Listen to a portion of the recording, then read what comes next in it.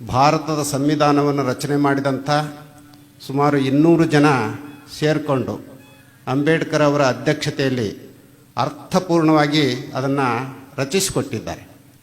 ಅವರು ಕೇವಲ ಯಾವುದೋ ಒಂದು ರಾಜ್ಯದ ಒಂದು ದೇಶದ ಸಂವಿಧಾನವನ್ನು ನೋಡಿಲ್ಲ, ಬೇರೆ ಬೇರೆ ದೇಶದ ಸಂವಿಧಾನಗಳನ್ನು ಅಧ್ಯಯನ ಮಾಡಿ ಅದಕ್ಕಿಂತ ಪರಿಪೂರ್ಣವಾದಂಥ ಒಂದು ಸಂವಿಧಾನವನ್ನು ನಮ್ಮ ನಾಡಿಗೆ ಕೊಡಬೇಕು ಅಂತ ಹೇಳಿ ಅಂಬೇಡ್ಕರ್ ಅವರ ಅಧ್ಯಕ್ಷತೆಯಲ್ಲಿ ಆ ಸಂವಿಧಾನ ನಮಗೆ ಲಭ್ಯವಾಗಿದೆ.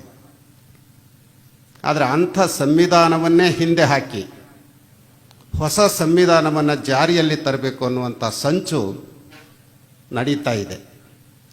ಆ ಸಂಚು ಜಾರಿಯಲ್ಲಿ ಬರುವ ಮುನ್ನ ನಾವು ಜಾಗೃತರಾಗದೇ ಇದ್ದರೆ ನಾಳೆ ಈ ನಾಡಿಗೆ ಖಂಡಿತ ಉಳಿಗಾಲ ಇಲ್ಲ.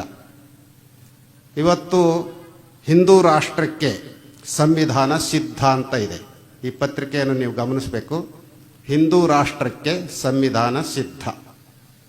ಹಾಗಾದರೆ ಈಗಿರೋಂಥ ಸಂವಿಧಾನವನ್ನು ಏನು ಮಾಡ್ತೀರಿ? ಹೊಸ ಸಂವಿಧಾನವನ್ನು ತರೋದಾದರೆ ಹಳೆ ಸಂವಿಧಾನವನ್ನು ಸುಟ್ಟಾಕಬೇಕಾ, ಮೂಲೆಗುಂಪು ಮಾಡಬೇಕಾ, ನಾಶ ಮಾಡಬೇಕಾ, ಬಹಿಷ್ಕಾರ ಮಾಡಬೇಕಾ? ಇದ್ರ ಬಗ್ಗೆ ನಾವು ಗಂಭೀರವಾಗಿ ಯೋಚನೆ ಮಾಡಬೇಕಾಗಿದೆ. ಆ ಸಂವಿಧಾನದಲ್ಲಿರುವಂಥ ಎಲ್ಲ ಸತ್ವಗಳು ಈ ಸಂವಿಧಾನದಲ್ಲಿ ಇವೆಯಾ ಅಂತ ನೀವು ಪ್ರಶ್ನೆ ಹಾಕ್ಕೊಂಡ್ರೆ ಖಂಡಿತ ಇಲ್ಲ. ಇಲ್ಲಿ ಏನೇನು ಹೇಳಿದ್ದಾರೆ ಅಂತ ಓದಿದ್ರೆ ಸಾಕಾಗತ್ತೆ ನಮಗೆ. ಸನಾತನ ಪರಂಪರೆಯನ್ನು ಉಳಿಸ್ಬೇಕು ಅನ್ನೋಂಥದ್ದು ಇದರಲ್ಲಿದೆ. ಯಾರು ವೇದವನ್ನು ಅಧ್ಯಯನ ಮಾಡ್ತಾರೋ ಅವರು ಮಾತ್ರ ಚುನಾವಣೆಗೆ ಬರಬೇಕು ಅಂತ ಇದೆ. ನಾವು ವೇದ ಓದಿಲ್ಲ, ನೀವು ವೇದ ಓದಿಲ್ಲ, ಮತ್ತು ನಾವ್ಯಾರು ಇನ್ನು ಅದರ ಮುಂದೆ ಬರೋ ಹಾಗಿಲ್ಲ. ಯಾರು ಸನಾತನ ಪರಂಪರೆಯಲ್ಲಿ ಇರ್ತಾರೋ ಅಂಥವ್ರು ಮಾತ್ರ ಬರಬೇಕು ಅಂತ ಹೇಳ್ತಾರೆ. ನಾವು ಸನಾತನ ಪರಂಪರೆಯನ್ನೇ ವಿರೋಧ ಮಾಡ್ತಾ ಬಂದಂಥವ್ರು ಲಿಂಗಾಯತ ಧರ್ಮದವರು, ಬಸವ ಧರ್ಮದವರು. ಹಾಗಾದರೆ ನಾವು ಯಾರು ಚುನಾವಣೆಯಲ್ಲಿ ಭಾಗವಹಿಸೋ ಹಾಗಿಲ್ವಾ? ಇದನ್ನು ಗಂಭೀರವಾಗಿ ನಾವು ಯೋಚನೆ ಮಾಡಬೇಕಾಗಿದೆ. ಅದರ ಜೊತೆಯಲ್ಲಿ ಅವರು ಹೇಳೋವಂಥದ್ದನ್ನು ನೀವು ಗಮನಿಸಬೇಕು. ಮನುಸ್ಮೃತಿ, ರಾಮರಾಜ್ಯ ಮತ್ತು ಚಾಣಕ್ಯನ ಅರ್ಥಶಾಸ್ತ್ರದಲ್ಲಿನ ತತ್ವಾದರ್ಶಗಳ ಆಧಾರದಲ್ಲಿ ದೇಶದಾದ್ಯಂತ ಇರುವ ತಜ್ಞರು ಈ ಸಂವಿಧಾನವನ್ನು ರಚಿಸಿದ್ದಾರಂತೆ.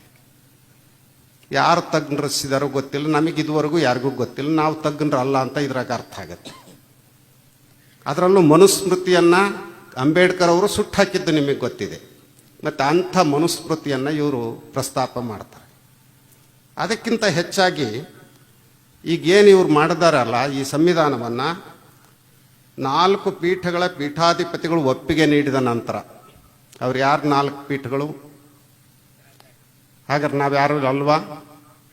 ಜಗತ್ತಿನಲ್ಲಿ ಅವೇ 4 ಪೀಠಗಳಿದಾವ ನೋಡಿ. ಇದನ್ನು ಯೋಚನೆ ಮಾಡಬೇಕಾಗಿರೋದು.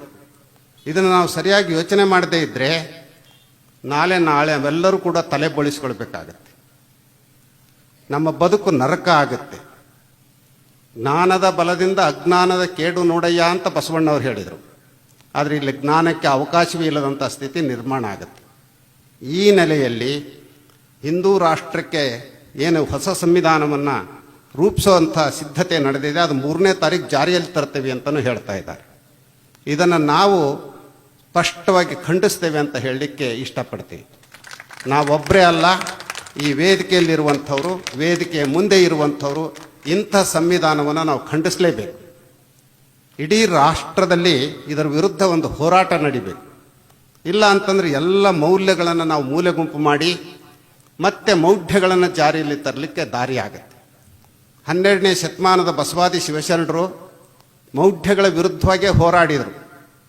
ಇವನಾರವ ಎನ್ನದೆ ಎಲ್ಲರನ್ನೂ ತಮ್ಮ ತೋಳ್ತೆಕ್ಕೆಯಲ್ಲಿ ತೆಗೆದುಕೊಂಡ್ರು. ಆದರೆ ಈಗೇನು ಮಾಡಿದ್ದಾರೆ?